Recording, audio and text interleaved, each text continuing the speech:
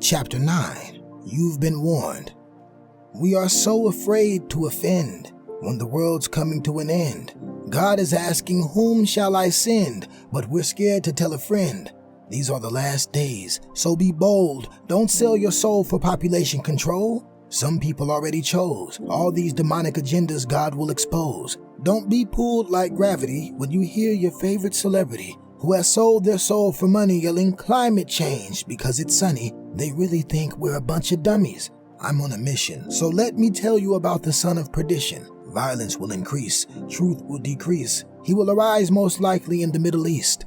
People follow him due to popularity, falling in love with lies influenced by principalities. While calling it charity, the world will have no more clarity. Not too many will realize that the world will be demonized, faces covered in a veil. The devil most will hail and forget heaven's holy grail. But there's more. There'll be wars. Look at the evidence. You don't see the pestilence? Earthquakes in various places. Can't you see that God is being gracious? It gets more insane. These are just birth pains. Because of hate, families will separate and starvation will be great. The times will be so dark that many will accept the mark. Yet, in the West, people think they'll encounter less, as if we won't all go through a test. The United Nations already began these invasions. Religious leaders are calling for a one-world religion. It's already in your region. Coexist. We've replaced sight with our televisions. We're controlled, so Hollywood makes our decisions. The world's become shady, teaching babies how to kill babies. Our heroes are Slim Shadys,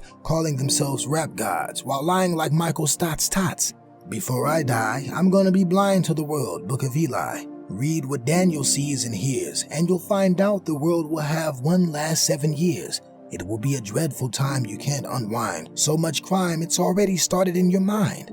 Evil will be seen unlike any of its kind. You can't just hit rewind. It will be morbid. Lies, time flies. COVID, this won't last. God will step in and pour out his wrath. The amount of suffering your heart can't even grasp. Who will laugh? The whole world will gasp. Yet this is not all of our fate. A few will be taken before that mournful date. After this brief moment, the heavens will open. The earth will be mourning as Jesus will come soaring with all those in him they put their hope in. Eternity and time will crash as teeth will gnash. The first will be last, and the last shall be first. The ground will burst. The devil, who is the worst, will be bound and forced momentarily into a pit and pay part of his curse. The Antichrist and the false prophet will get thrown into a fiery lake. Because of the immense power of God, the world will shake. As Jesus lands, the mountain will quake. In Jerusalem, Jesus will reign until he completely obliterates sin. Then the devil will be released again to test the hearts of men. The heart is so deceitful, many will follow him.